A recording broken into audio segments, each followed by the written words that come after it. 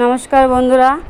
তো দেখো ওই যে আমি টেবিলের নিচেও পিএস রেখেছিলাম, কারণ রান্না করে রাখতে পারি না, এই কারণেই সব পিএসগুলো ইঁদুরে খেয়ে ফেলে।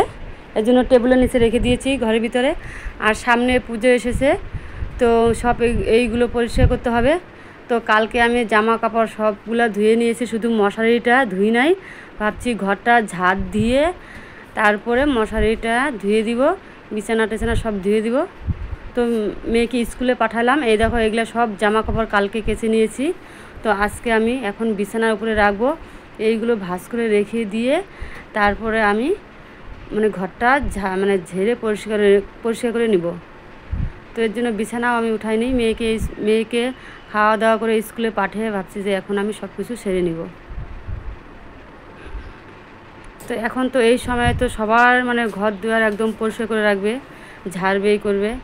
তো আমার তো লেট হয়ে গেছে, কারণ বন্ধুরা তোমরা তো জানোই আমি হাঁস মুরগি গরু ছাগল সব আমার বাড়িতে আছে, আমি সবই করি, সবই পালতে হয় আমার।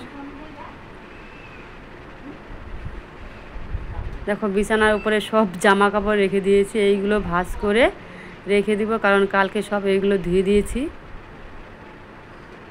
তো আজকে ভাবছি যে ঘরটা ঝেড়ে মশারিটা পরে কেচে দিব। আজকে তেমন একটা রৌদ্র উঠে নেই, আজকে আকাশে পুরো মেঘলা।